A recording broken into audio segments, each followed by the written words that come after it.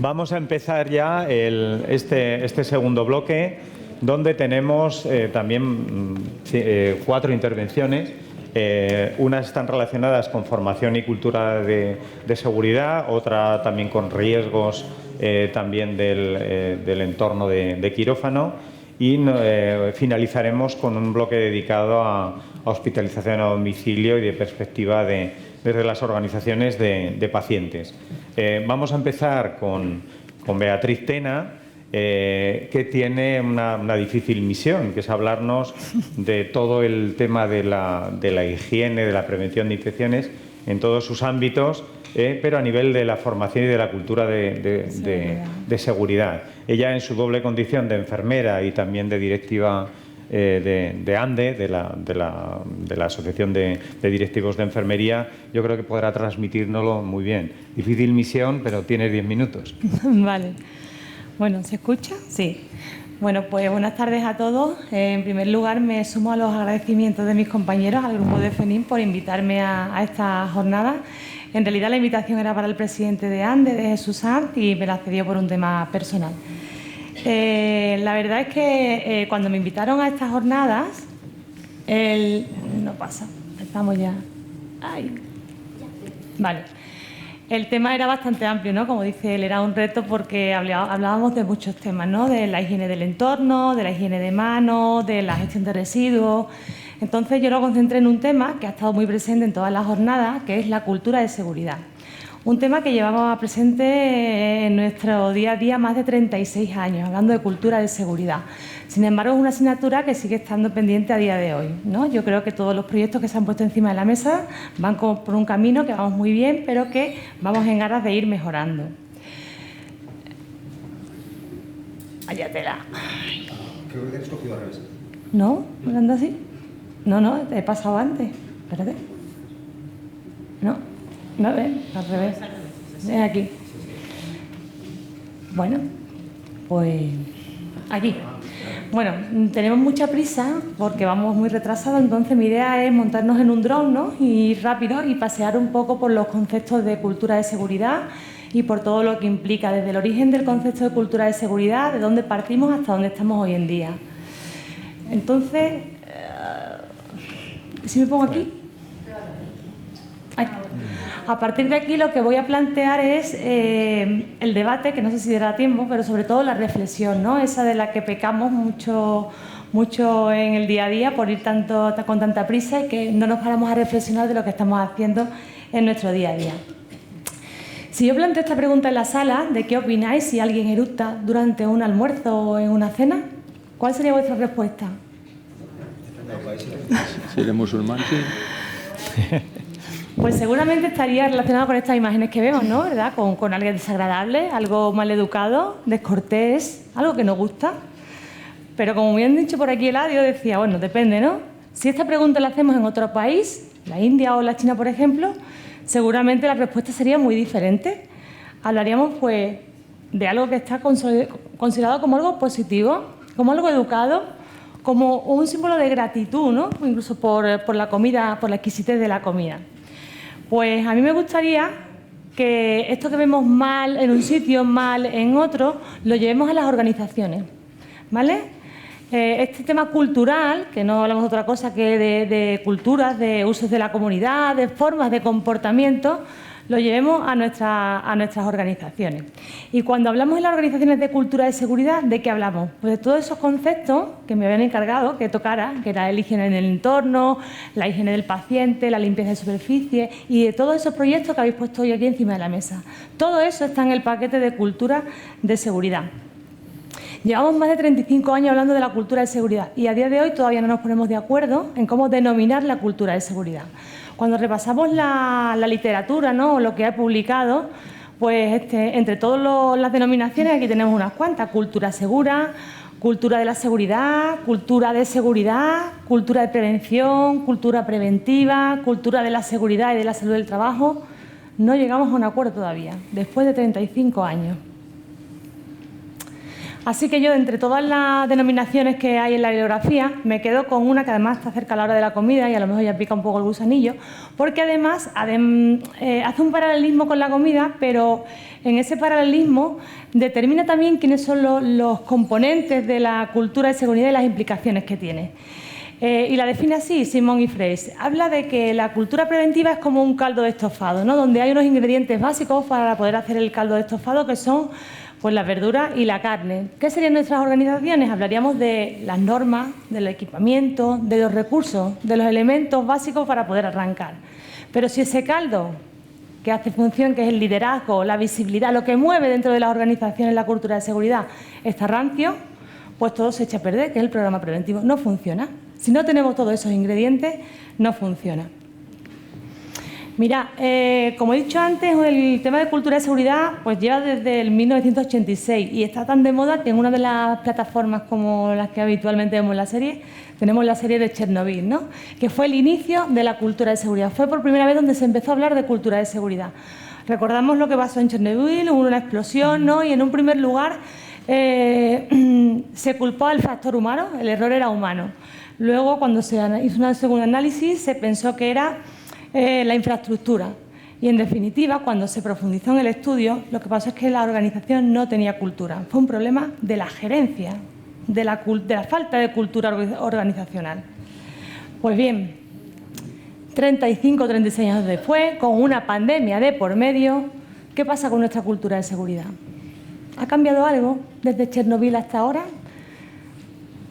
¿Qué ha ocurrido? Por lo menos en la pandemia nos ha hecho tambalearnos un poco, ¿no? Y ver si teníamos cimiento o teníamos esos elementos del caldo de estofado preparados para seguir haciendo el guiso o no.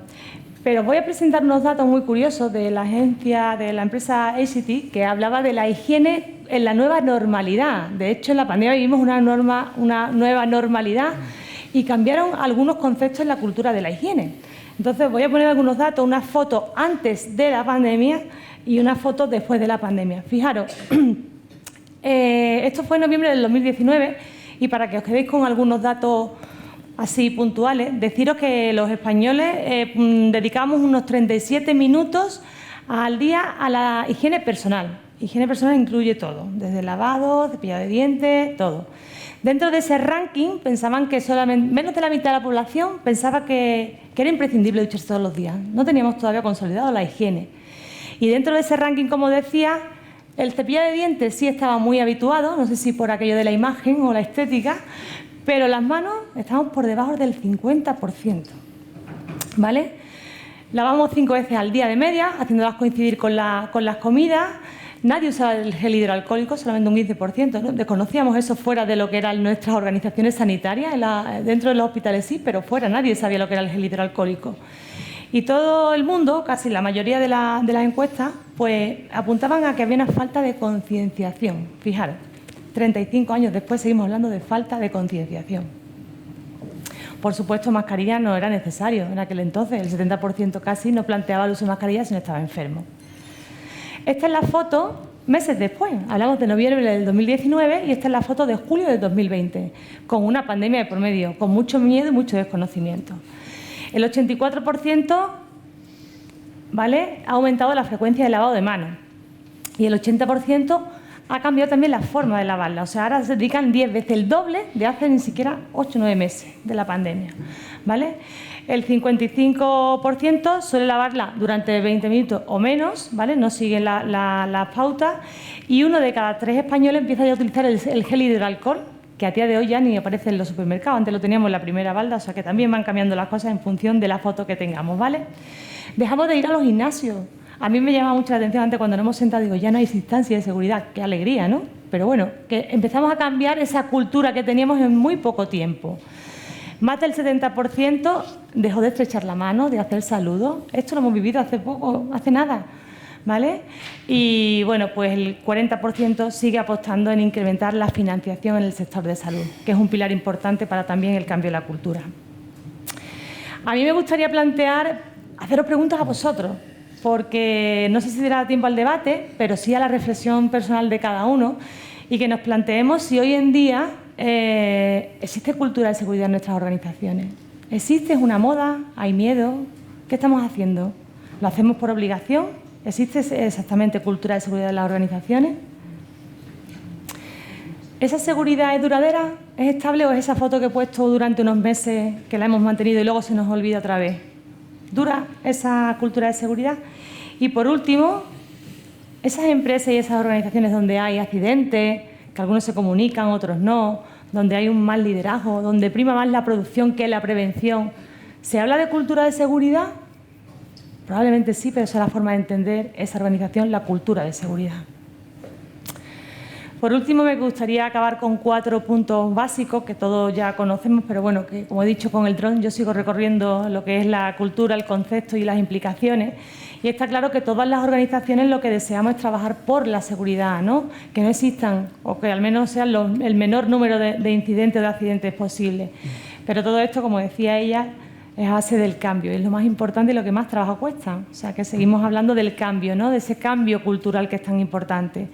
La cultura de seguridad debe ser una prioridad estratégica, tiene que venir desde arriba, aquí empieza desde la pirámide, y debe ser entendida como parte de la cultura de la institución, no solamente de un grupo o de unas comisiones que se dediquen a trabajar en calidad y en seguridad, tiene que ser la institución. Y todo ello de la mano de una infraestructura, de una inversión en tecnología. Es fundamental que vaya de la mano de la tecnología, de la capacitación, de la formación, que tanto hablaban también ellas, ¿no? De esa necesidad de formación, de diseño de procesos muy robustos y consolidados, del reporte, participación y sobre todo de la comunicación. Nos falta a día de hoy mucha comunicación. Y por último, y cierro ya mi episodio adaptándome un poco al tiempo, pues creo que si los grupos gerenciales que aquí hoy nos acompañan, las direcciones, no van de la mano de estos programas, seguiremos anclados todavía en Chernobyl, en los 35 años atrás. Así que solamente os invito a que reflexionéis en estas cuestiones que he planteado para que entre todos podamos poner un granito de arena y unas propuestas para mejorar la seguridad en nuestras organizaciones. Muchas gracias.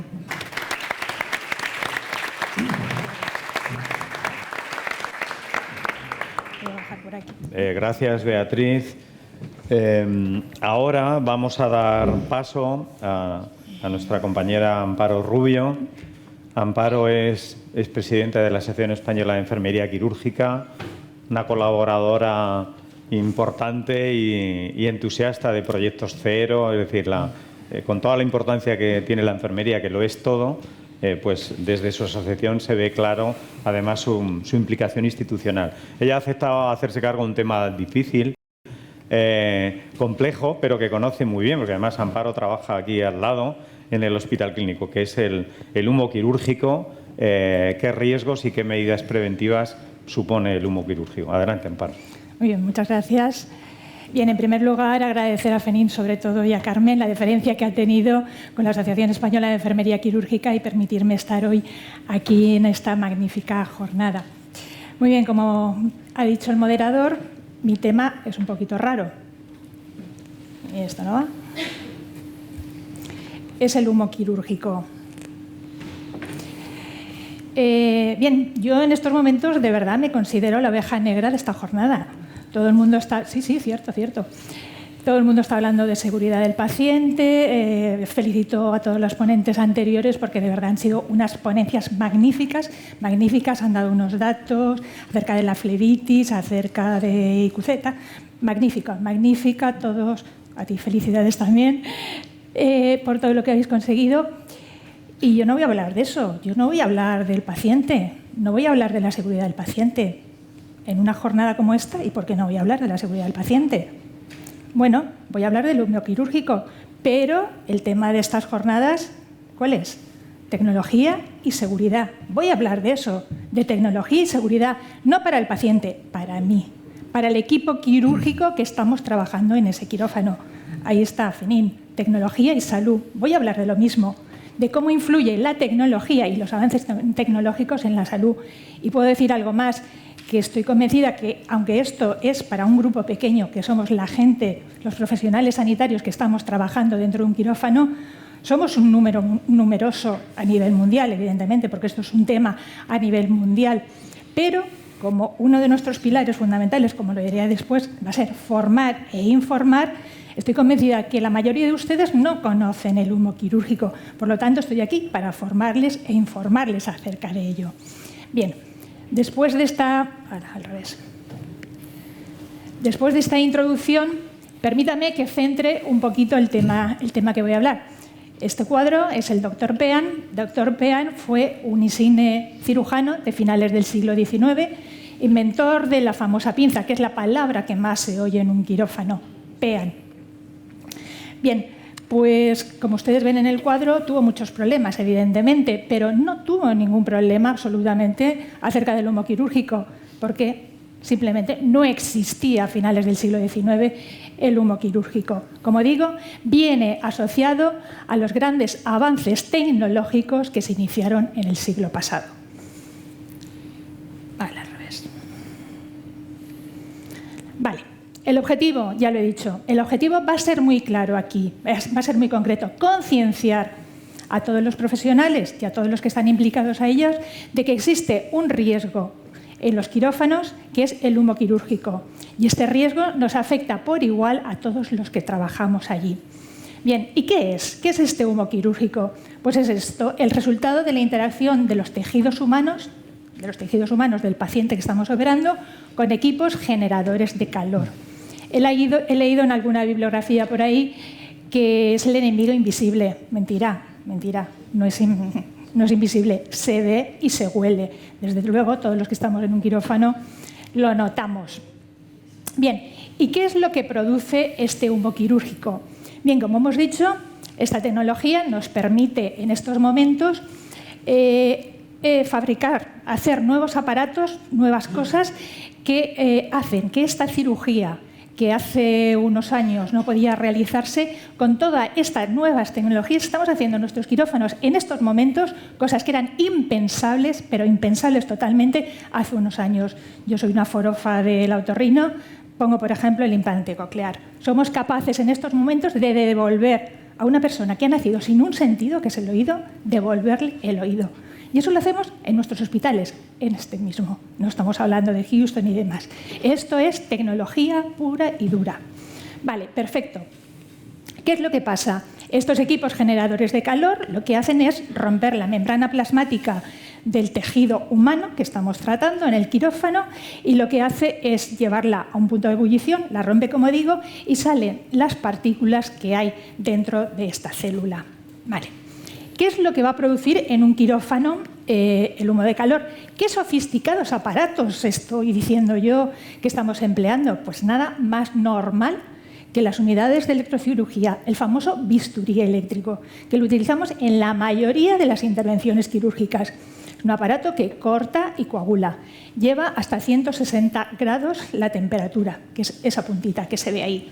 Pero no solo esto, también en otro tipo de especialidades, por ejemplo en otorrino, como estaba comentando, por ejemplo en torácica, estamos utilizando láser que produce humo, neurocirugía, traumatología, las fresas de alta velocidad, los taladros. Todo ello produce ese humo quirúrgico.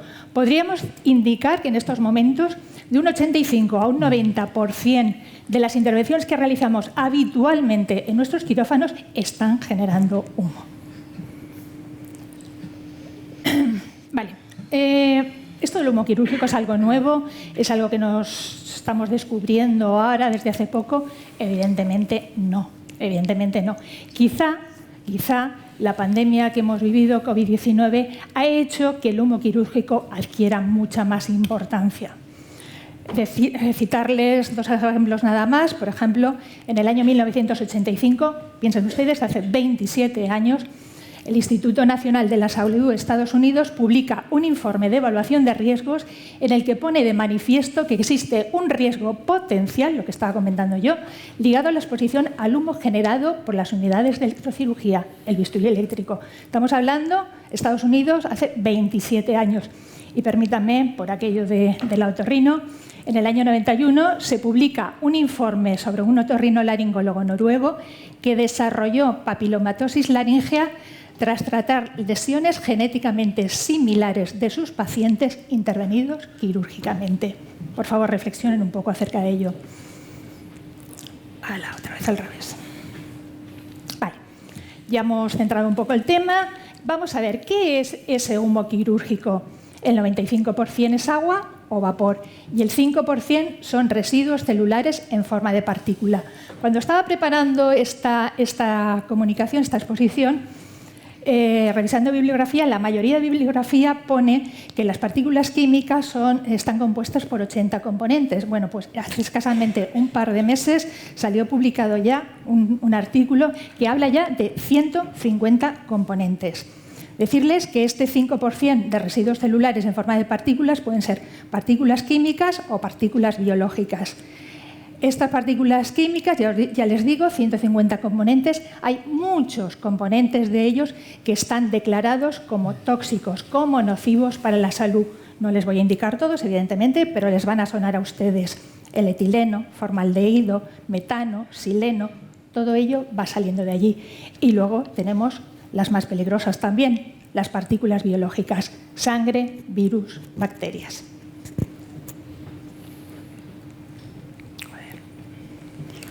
Vale. Todo esto va a generar riesgos para nosotros, evidentemente sí, hay evidencia científica que así lo demuestra. ¿Qué tipo de riesgos vamos a tener? Pues todos los riesgos relativos a la inhalación de humo, pero de un humo muy concreto, el humo quirúrgico, y de las partículas que desprenden, dependiendo de la concentración, evidentemente, del tipo de patología que tiene el paciente, del tipo de intervención. Estamos hablando, y aquí sí que me quedo con usted, doctor Ortiz, estábamos hablando el otro día acerca de que es mucho más importante uno de los dichos antiguos, que más vale prevenir que curar. Bueno, tenemos medios de prevención, pues vamos a aplicarlos, evidentemente. En estos momentos decirles que el humo quirúrgico no sale, se está quieto y desaparece, no, viaja, se mueve y además muy rapidito, de 32 a 64 kilómetros por hora. Funciona por todo el quirófano. ¿Qué medios tenemos para prevenirlos? Primeramente, decirles que la legislación española únicamente dice que tiene que haber una ventilación general del quirófano, de una renovación del aire de 15 cambios por hora. Esto es lo que dice la legislación, que no nos sirve absolutamente para nada respecto al humo quirúrgico. Hay unos sistemas centrales de evacuación de humos ya que se están creando en los hospitales de nueva creación, que tampoco nos va a servir para nosotros. ¿Qué podemos utilizar en los hospitales como el mío, que son hospitales con una infraestructura un poco precaria por su antigüedad, evidentemente? Pues tenemos varias cosas. Uno, los sistemas de evacuación de humos. Tienen que ser unos sistemas especiales con unos filtros adecuados para este tipo de partículas que estábamos hablando.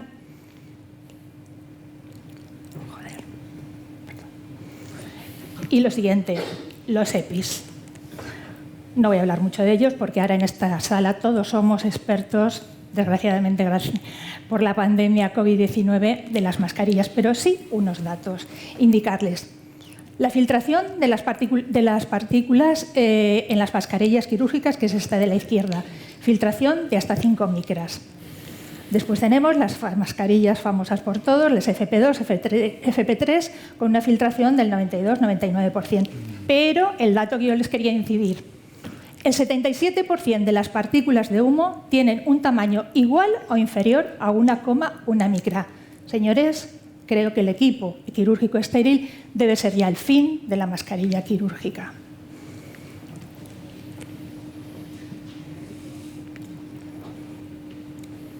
Vale. Bien, ¿y cuál es el nivel de cumplimiento de estas herramientas de seguridad? Pues evidentemente no dispongo de datos de ello para nada, pero mi experiencia y lo que hablamos en los congresos, en las reuniones que tenemos con nuestra asociación, pues decirles que esta foto me parece muy adecuada. Nos queda mucho, mucho aún para alcanzar la cima acerca de ello. ¿Qué podemos hacer? ¿Podemos hacer algo? ¿Nos quedamos como estados? Pues podemos hacer algo, por supuesto. Como siempre, formar, informar y legislar. Son los pilares base para poder actuar. Decir que nuestra asociación, la Asociación Española de Enfermería Quirúrgica, por supuesto, formar e informar en nuestros congresos, en todas las sesiones, aquí, con la invitación que nos han dado ustedes. Pero, aparte de ello, nosotros pertenecemos a EORNA, que es la Asociación Europea de Enfermeras Quirúrgicas. Y tanto EORNA como nosotros dentro de EORNA estamos participando en la European Surgical Smoke Coalition, que es una asociación, es una coalición a nivel europeo, que lo que pretendemos o lo que se pretende es aumentar la conciencia política sobre el humo quirúrgico y que sea una prioridad política a nivel europeo, que se legisle acerca del humo quirúrgico. Indicarles también,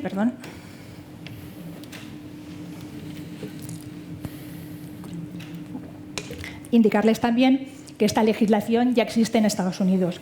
Hay varios estados que ya tienen legislación de obligado cumplimiento acerca de los evacuadores de humo. Vale. Y ya, para finalizar, quería dejarles esta reflexión.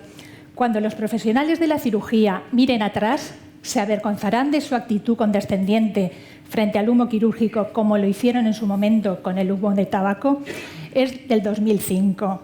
Creo que perfectamente extrapolable en estos momentos. Con lo cual yo les digo, como lo estamos grabando, me dirijo a la cámara. Señores, señoras cirujanos, señores, señoras anestesistas, señores, señoras enfermeras quirúrgicas, por favor, el próximo día que vayan ustedes a una intervención quirúrgica, recuerden estas cosas que estamos diciendo. Y ya nada, para finalizar, como estamos en Valencia, en mi tierra, pues este es otro humo no tan peligroso, que es el humo de las fallas del día 19 de marzo. Muchas gracias.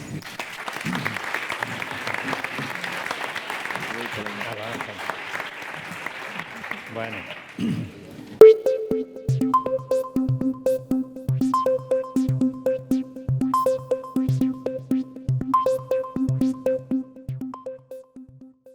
Vamos a dar un pequeño cambio también de tercio ahora con la intervención del doctor Ángel Llàcer, que es presidente de la Sociedad Valenciana de Hospitalización a Domicilio y que nos va a hablar de la perspectiva de la seguridad del paciente desde el punto de vista de estas importantes unidades. Yo tengo un enorme cariño por las unidades de hospitalización a domicilio. A los preventivistas muchas veces nos salvan la vida con los brotes a veces de multi-R. Nos han ayudado decisivamente también, por ejemplo, con combatir la pandemia COVID, gracias a su versatilidad, su capacidad de ver pacientes. Y todos sabemos que son uno de los grandes servicios probablemente a desarrollar más y mejor. Esa es la impresión que tenemos nosotros. Sabemos de su cariño hacia los pacientes, de sus buenas perspectivas en cuanto a resultados asistenciales. Y ahora nos van a descubrir ellos pues también cómo trabajan por la seguridad del paciente. Me imagino que ellos tienen un amplio abanico de prevención de infecciones, de prevención de úlceras por presión, de toda clase de efectos adversos que se pueden prevenir en el tipo de paciente que ellos llevan. Si estás ya preparado. No.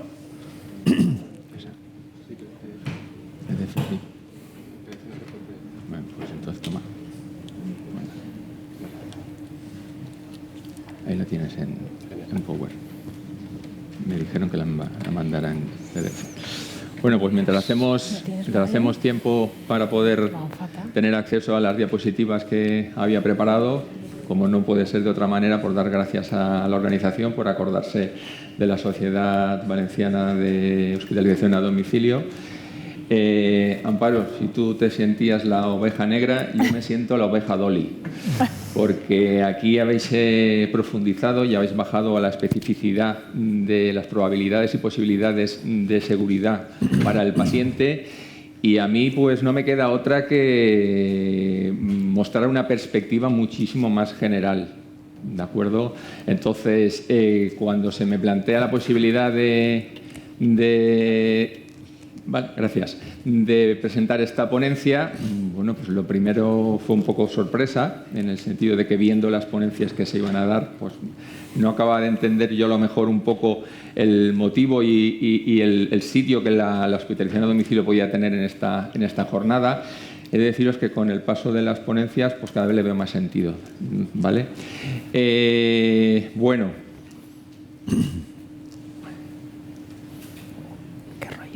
Eso, de verdad. Sí, me acuerdo. Con la mano. Se va acabando la batería. Igual. Ahí, vale, de acuerdo. Vale. Ese es un rollo. Lo último que se revisa. Ese estoy dando. No pasa nada, le doy yo manualmente, no te preocupes. Vale, bueno. El nombre de la ponencia, hospitalización a domicilio, necesidades para garantizar la seguridad. Cuando a mí se me plantea este reto, digamos, pues pienso, Ángel, ¿qué contamos? No tuve más que sentarme, pensar en el día a día de la atención a mis pacientes, en los procesos que en un momento determinado tenemos que realizar desde el asumir al paciente hasta dar en el domicilio los tratamientos pertinentes, para darme cuenta de que efectivamente en cada uno de esos procesos habría que implementar esa seguridad y esa calidad, que son dos conceptos que vienen un poco de la mano, a nuestros pacientes. Para entender un poquito, porque a lo mejor la gente de la Comunidad Valenciana está más acostumbrada al término o conoce más lo que son las unidades de hospitalización a domicilio, pero en otros ámbitos, me viene ahora a la cabeza, por ejemplo, la Comunidad de Madrid o en el territorio de Cataluña, que compartimos en un momento determinado asistencia con otros dispositivos, como pueden ser los ESAD en Madrid o los PADES en Cataluña. Pues esta primera diapositiva lo que quiere un poquito exponer es qué somos, ¿no?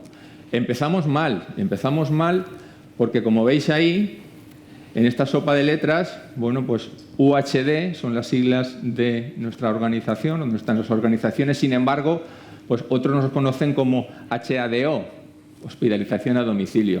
Y luego ya, pues lo que realmente nos encontramos en el día a día es la llamada del cuidador del paciente. ¿Son ustedes los médicos que vienen a casa? Es decir, que en ese sentido el visualizar que somos las domiciliarias pues me ha parecido un excelente motivo para estar aquí. Un segundo aspecto que no hay que dejar de lado, como veis, si buscáis en un momento determinado juegos de palabras, son los profesionales que de una forma ideal pueden formar parte de estos equipos de hospitalización a domicilio. El médico, que uno en un momento determinado puede pensar que evidentemente tiene que estar, la enfermera,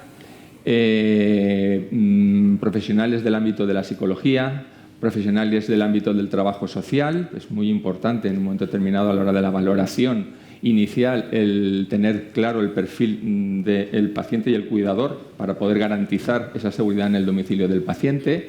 Profesionales del ámbito de la fisioterapia o profesionales del ámbito de la terapia ocupacional, ¿vale? En la penúltima jornada que tuvimos la ocasión de organizar, invitamos a un fisioterapeuta, terapeuta ocupacional, y le hice la pregunta del millón: ¿y tú quién quieres más, al papá o a la mamá? Por su doble posibilidad de contestar, pues bueno, como fisioterapeuta podía tener una visión, como terapeuta ocupacional podía tener otra.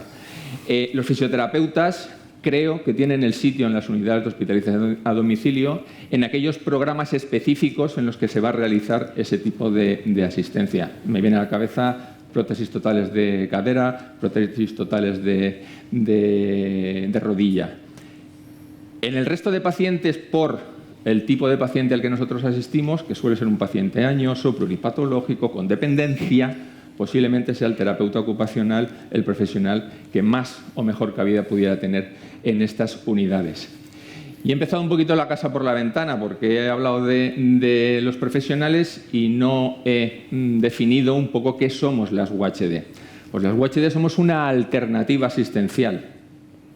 Es decir, contamos ya de entrada con un requisito, y es que siempre puede haber otra forma de tratar al paciente. Entonces, en ese sentido, somos una alternativa asistencial que procuramos o intentamos duplicar, por así decirlo, la asistencia que se puede dar en un hospital, pero en el mejor ámbito para el paciente, habitualmente el domicilio. Bueno, ¿qué cosas podemos hacer en casa? Pues aquí tenemos un listado y seguramente me he dejado cosas de las que hacemos. Esto no es ciencia ficción, esto son cosas que hacemos en el domicilio y que van desde la simple extracción de muestra para hematología bioquímica, realización de gasometrías, incluso con algún tipo de posibilidad de hacerlo en seco y tener el dato en el momento, hemocultivos, coprocultivos, cualquier tipo de líquido orgánico, muestras de catéteres y drenajes, realizar electrocardiogramas en el domicilio, bien con el formato de tira o bien con telemonitorización, pudiendo enviar al cardiólogo, en este caso con el que tenemos contacto, para que in situ nos pudiera dar un diagnóstico o una interpretación del electrocardiograma, realizar pulsioximetrías, sistemas de monitorización no invasivos, todos los que os podáis imaginar, pulsioximetrías nocturnas de saturación, y esto quiere un poco venir a ser los estudios que se hacen en las unidades del sueño. Pues hay pacientes que hay dificultad para poder trasladar al domicilio y bueno, pues nuestras unidades proveen el aparataje necesario para poder realizar espirometrías, que aunque ahora mismo en algunos departamentos ya se hace a nivel de atención primaria, pues nuestras unidades también las pueden aportar. ¿Y qué procedimientos terapéuticos? Pues bueno, pues nos encargamos desde la supervisión de la oxigenoterapia de nuestros pacientes, muchos de ellos con necesidades de oxígeno domiciliario, la supervisión de aerosolterapia, la supervisión de la ventilación mecánica no invasiva. Por desgracia, no tenemos la posibilidad de corregir parámetros nosotros en el domicilio y eso estaría en el debe a lo mejor de la administración. Y administramos fármacos tanto utilizando la vía subcutánea, que utilizamos muchísimo, como la vía endovenosa, y en ese sentido muchas veces nos sentimos como el funambulista. ¿Por qué digo esto? Digo esto porque muchas veces estamos en el límite de la legalidad o en el límite de que si lo que estamos haciendo lo estamos haciendo con, digamos, con el respaldo de la evidencia científica, ¿no? Administración de programas de antibioterapia domiciliaria. Hay zonas geográficas en España donde el modelo UHD y el modelo TADE vienen a ser lo mismo, es decir, lo que hacen estas unidades es administración de antibiótico y nada más, administración de fluidoterapia endovenosa, hipodermoclisis, que es la forma en la que la secta médica denomina a la administración de fluidos vía subcutánea. Nos encargamos en muchos departamentos, sobre todo en aquellos en los que no existen unidades de nutrición, de lo que son las nutriciones enterales domiciliarias y hay nutriciones enterales y parenterales domiciliarias, siempre evidentemente en conexión muy directa con los servicios de endocrino y con los servicios de farmacia, porque si vais un poquito entendiendo o viendo cuáles son las características de nuestro servicio, pues podéis pensar que uno se siente aprendí de todo, maestro de nada. Es decir, debemos de tener una preparación y cada uno a veces llega de donde llega para darle la mejor de las asistencias a nuestros pacientes. Últimamente estamos administrando quimioterapia también en domicilio, algunas endovenosas o en finalizaciones de tratamientos para retirar lo que son las bombas elastoméricas o administración de quimioterapia subcutánea, por ejemplo la azacitidina en el caso de síndromes mielodisplásicos. Realizamos paracentesis, toracocentesis. Eso evidentemente precisa de un consentimiento por parte del paciente porque evidentemente son técnicas invasivas. Realizamos curas complejas que van desde la utilización de sistemas de presión negativa, el famoso VAC, y ahora hemos vuelto un poco a nuestros orígenes y estamos empezando a utilizar la herbaterapia. La herbaterapia no es más que disponer gusanitos que vienen y están entrenados en el lecho de la herida para limpiar todo el detritus que hay, ¿vale? Y por último, pues en algunas unidades pues podemos dar rehabilitación a nuestros pacientes si así lo precisan. Bueno, tenemos 4 formas, digamos, o tipos de asistencia. Por una parte, reproducimos lo que sería la consulta externa del hospital. Por otra parte, el hospital de día, que sería llegar, poner el tratamiento e irnos. La hospitalización como podemos entender, un paciente ingresado en la hospitalización a domicilio, con el tiempo que precise, y luego lo que he denominado gestión de enfermedades, que algunos le llaman seguimientos programados, otros le llaman gestión de casos, y en cada sitio lo hacemos un poco de una forma y de una manera diferente. De lo que se pretende es todo este tipo de asistencia, reproducir dos modelos. Uno, evitar ingresos, y otro, favorecer altas tempranas. ¿De acuerdo? Bueno, como tuvimos una charla, una sesión previa y ya nos insistieron en no hacer muchas diapositivas, pues he intentado conjuntar al máximo la diapositiva. Creo que es fundamental de lo que es la exposición en cuanto a las necesidades que desde la hospitalización a domicilio pensamos o creemos que tiene que tener. Bueno, pues la primera, por empezar por la más simple, la he definido como la voluntariedad del paciente y del cuidador para el ingreso en la UHD. ¿Por qué? Porque evidentemente es una medida que facilita el que a posteriori, una vez el paciente en el domicilio, a través de esa voluntariedad, es decir, tú estás aquí porque quieres estar aquí. Bueno, pues comprométete conmigo y con la organización a intentar las medidas que yo te indico para tener la mejor de las asistencias, cumplimentarlas. Por otro lado, los canales de acceso.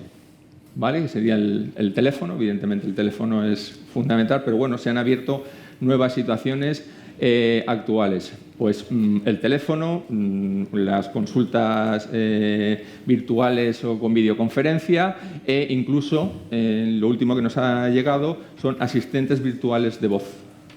¿Qué es esto? Pues esto es un sistema que contacta con el paciente o con el cuidador, con una serie de preguntas ya programadas. En función de la respuesta hay un árbol de decisión por parte del aparato de repreguntar y va, digamos, notificando una serie de situaciones, fundamentalmente de control de síntomas, que posteriormente pueden dar la alarma para que el equipo sanitario pueda contactar con el paciente, ¿vale? Por lo que decía antes de que, bueno, pensaba o venía con cierta... Y después de escuchar a varios de los ponentes, pues bueno, ahora ya sé dónde puedo ir a buscar para ver en un momento determinado esta asistencia no presencial, de qué manera podemos reglamentarla lo mejor posible. Educación sanitaria, fundamental. Al paciente, que muchas veces sale del hospital, bueno, y tenía su tratamiento crónico, pues llegas al domicilio y te encuentras con todas las cajitas habidas y por haber. Tú tienes una idea de cómo tienes que hacer las cosas con las monodosis que a lo mejor te están administrando desde el hospital, que es una medida de seguridad, el dar la monodosis. En ese sentido, el servicio de farmacia de mi hospital lleva muchos años de experiencia, pero al final una simple hoja con un uso horario, con unas casillitas para ponerle al paciente o al cuidador esta hasta ahora, esta hasta ahora, esta hasta ahora, para nosotros es una medida de seguridad fundamental, ¿vale? También lo he escuchado en presentaciones anteriores. A veces no es más hacer, sino no hacer. A veces no es más prescribir, sino desprescribir. ¿Qué paciente de los que todos conocemos no lleva un inhibidor de la bomba de protones y una benzodiazepina? Todos, ¿vale? Y ahí ya puedes entrar en la discusión de si voy a estar 7 días, 10 días, 15 días, entro, no entro, ¿vale? Cada uno ya. Ángel, 2 minutos, estamos en ello. Acogimiento, programas de acogida. Y programas de acogida me refiero a los profesionales. Con toda la diversidad que habéis visto, que en un momento determinado se puede realizar en el domicilio, que llegue cualquier persona y que no sepamos en un momento determinado guiarla para que sepa cuáles son las cosas fundamentales que tiene que hacer en el día a día, pues evidentemente es otra medida de seguridad. Formación continuada, ya lo habéis dicho todos, formar e informar. Y por último, y arriba del todo, porque creo que es fundamental para evitar en un momento determinado el que cada uno haga las cosas de una manera y a su libre entender, sería la protocolización de todos nuestros actos y de todas nuestras intervenciones. Y por último, y pensando en el moderador, esto es un 2 en 1, entonces ya aprovecho para dar las gracias y simplemente hablar de la perspectiva de futuro de las UHD, que se resumen en 3 cosas fundamentales. Cualquier tecnología que sea implantable en el domicilio, que cuente en un momento determinado con la voluntariedad del paciente y que sea eficiente, porque es la tercera pata y de esa no nos podemos escapar, será una tecnología o será un tratamiento que se podrá realizar en el domicilio. Muchas gracias. Muy bien. Gracias, Ángel. Perdón. Vamos a dar paso a Tomás Castillo, que es vicepresidente de la Plataforma de Organizaciones de Pacientes. Espérate, ¿me levanto? Y está implicado en múltiples iniciativas. Ha sido emprendedor del año. También conoce un poco el mundo del tema de las asociaciones de enfermedades raras.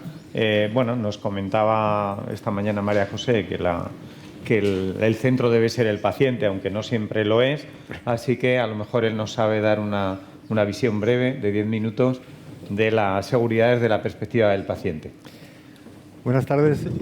Prometí hacerlo en 5 minutos. Voy a presentar la presentación porque a la hora ya empieza a cansar. Sobre todo para trasladarles algunos mensajes que me parecen fundamentales. Primero, gracias a CENIM por convocarnos. La seguridad del paciente nos preocupa muchísimo a todos. Nosotros hemos organizado en España esta plataforma de asociaciones, de federaciones de pacientes, que somos 35 grandes federaciones, casi 1.700 asociaciones, en ese esfuerzo de tener una portavocía y tener sobre todo la oportunidad de que los pacientes podamos participar a todos los niveles en el Sistema Nacional de Salud, en la toma de decisiones. Se habla mucho de poner al paciente en el centro. Bueno, aquí estamos organizados para apoyarles también a ustedes en que podamos avanzar significativamente en este modelo en el que se cuente con la persona permanentemente. La persona que todos somos y que en realidad somos ciudadanos que nos estamos organizando. Yo, en este caso, como padre de un niño que nació hace 31 años con una enfermedad rara, con la fibrosis quística, y que hemos luchado pues, más de 30 años para cambiar el futuro, para tener otra expectativa de ese tipo de enfermedades que llamamos raras y que eran muy desconocidas. Bueno, pues hemos conseguido grandes logros, también apoyando a nuestros profesionales, buscando la investigación, interviniendo en el Sistema Nacional de Salud y en esta línea de trabajo queremos avanzar. En la seguridad de los pacientes, yo les diría, es fundamental la información. Cualquier persona que se someta a un tratamiento tiene una inquietud. ¿Qué consecuencias va a tener? ¿Qué síntomas de efectos secundarios se puede producir? ¿Cuál va a ser mi futuro después de esta intervención, después de este tratamiento? La información es fundamental. Es el punto de partida. También de la formación, evidentemente. Necesitamos pacientes empoderados. Y eso significa pacientes capaces de tomar decisiones. Y la adherencia a cualquier tratamiento depende en gran medida de que el paciente participe en la toma de decisiones porque es también su responsabilidad. El tratamiento, el cuidado de sí mismo. No el hacer las cosas porque me las dicen que tengo que hacer, sino porque estoy convencido de que hay que hacerlo así. Y para esto, trabajar en la línea del empoderamiento, que es la corresponsabilidad que el paciente necesita, nos parece fundamental. Es evidente que en la seguridad ustedes buscan la eficacia, la eficiencia, indicadores que plasmen si efectivamente estamos consiguiendo el objetivo terapéutico perseguido y los medios que estamos poniendo son los adecuados. Hay otro fundamental en la ecuación que yo les pediría, la escucha. Tenemos que ver cómo percibe el paciente el tratamiento al que le vamos a someter. ¿Qué miedos hay? Muchas veces, si no hay miedo, seguramente va a ser mejor la implicación de la persona, pero sobre todo vamos a iniciar en cada acto terapéutico un camino común. Y en ese camino común, el protagonista siempre es la persona. Y en esa persona es la que tenemos que depositar esa confianza de que nosotros necesitamos apoyarnos en profesionales como ustedes, creer en lo que ustedes nos plantean que tenemos que hacer, pero también sentir que se nos escucha, que se está percibiendo como una alerta permanente de cómo nos estamos sintiendo, cómo afrontamos ese reto que tenemos, esa nueva situación a la que vamos y queremos conseguir después de un tratamiento. La escucha. La plataforma de pacientes estamos trabajando mucho en la humanización y efectivamente entendemos que ese paso tan importante que se está dando cada vez más, ¿no?, de que el hospital no sea el centro, sino que vayamos también a los domicilios, que tengamos a las personas atendidas en los domicilios, nos parece un paso muy importante, que también tiene sus riesgos, evidentemente. Tiene una gran ventaja, fíjense que el confort que se genera en el domicilio es insustituible y muchas personas, también sus familiares, prefieren estar en casa, seguir haciendo las labores habituales y al tiempo atender a la persona, mientras que en el hospital, cuando hay que estar en el hospital 24 horas, pues se rompe toda la dinámica familiar también y esto es un inconveniente. El confort, la búsqueda del confort de la persona es en sí terapéutica, sin duda. Y en esto tenemos que trabajar de forma significativa y cuenten con nosotros con todo el apoyo porque también el Sistema Nacional de Salud se está ahorrando seguramente muchos ingresos hospitalarios y estamos haciendo una medicina mucho más humanizada, mucho más personalizada, mucho más contando con el apoyo que la persona necesita, el apoyo de toda su familia en momentos a veces complicados. Está claro que tenemos que hacerlo con pacientes que están estables y que corremos algunos riesgos de que hay domicilios que no están muy preparados, evidentemente. Nos encontramos con todo este tipo de problemas, también de accesibilidad al aseo, las dificultades para prestar apoyos globales a la persona. Pero yo creo que las ventajas que tenemos son muchísimo mayores en este tipo de metodología que nos permite atender a las personas en su entorno.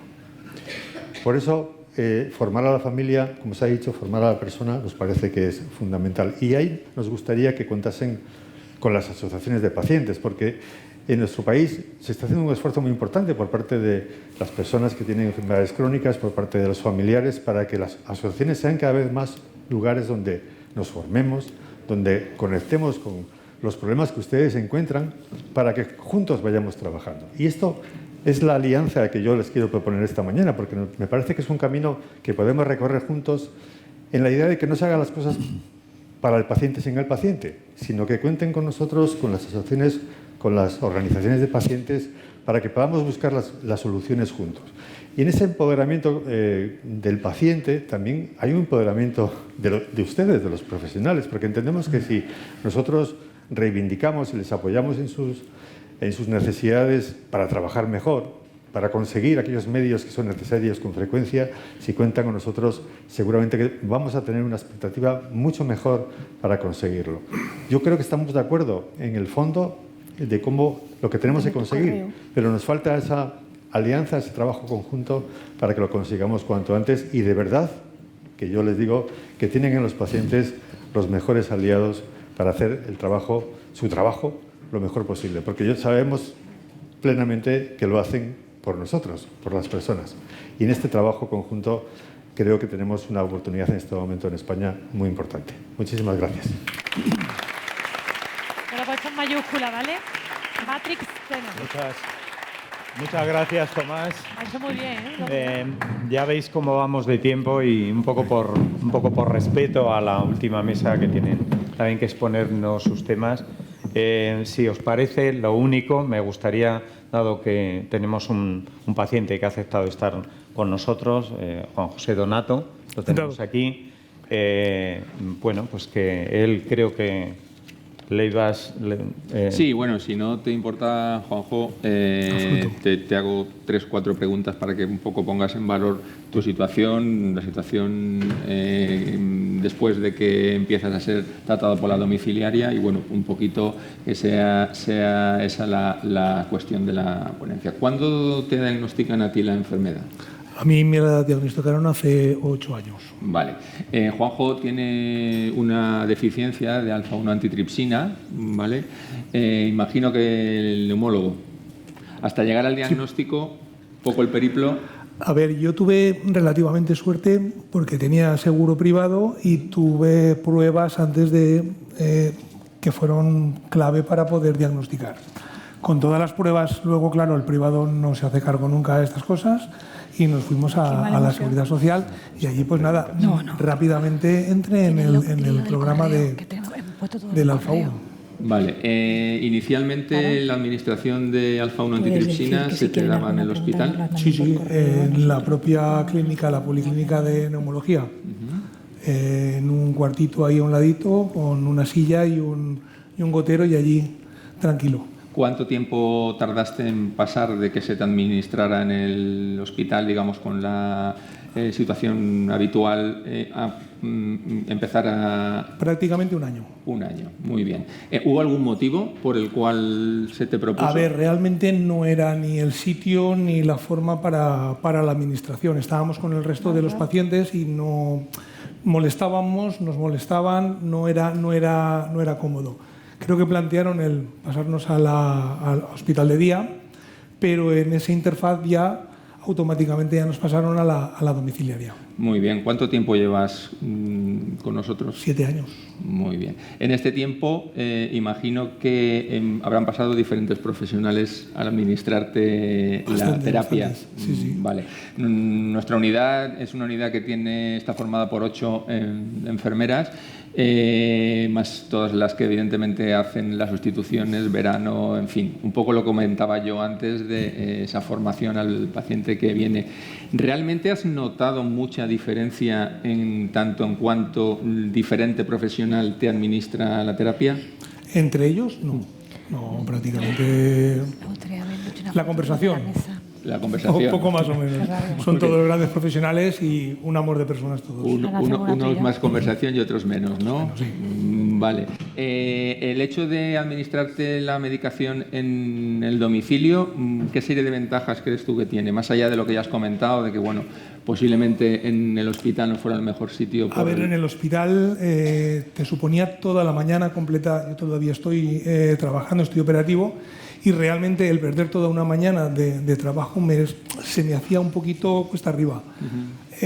La domiciliaria, pues simplemente aviso, he llegado a casa, está el protocolo, y luego cuando salen del hospital, en 20 minutos estamos allí, con lo cual yo tengo soltura para poder incluso leer, estudiar, trabajar durante las horas en las que me están poniendo el gotero, que antes no tenía. Vale, el alfa 1 antitripsina tiene una estabilidad que en un momento determinado, pues farmacia nos marca los tiempos. Entonces tenemos dentro del protocolo de administración avisar de que a qué hora se va a poner para que nos preparen la medicación, poder recogerla, poder acudir al domicilio del paciente y administrarla.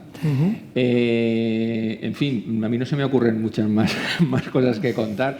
Creo que bueno, pues por lo que tú cuentas, no has percibido inseguridad en ningún momento, ninguna... No, además, comentando con otros compañeros de la asociación Alfa 1, ¿sí? el único hospital hasta ahora que tenía este servicio era el Alpeset.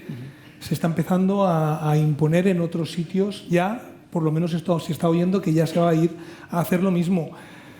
Durante la pandemia, mis compañeros, ha habido temporadas en las que no han podido ponerse el tratamiento porque la entrada a los hospitales pues estaba vetada y no se podía. Entonces, ha habido interrupciones. Yo no he tenido ningún problema en tener el suministro.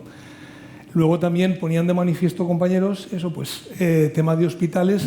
En un hospital de día estás con el resto de enfermos comunes. Y claro, no somos pacientes muy fuertes, todos tenemos bastantes patologías. Muy inmunocompetentes. Disculpad la palabra, pero claro, tema de infecciones, tema de volver a coger alguna enfermedad, de incluso tenerla durante más tiempo. Sí que se ha comentado alguna vez en las asociaciones. Pues nada, solo matizar que la UHD es el hospital más grande de la Comunidad Valenciana, con alrededor de 1.200, 1.500 camas diarias. Y ahí lo dejo, si queréis preguntar. Muy bien, yo creo que no tenemos más preguntas.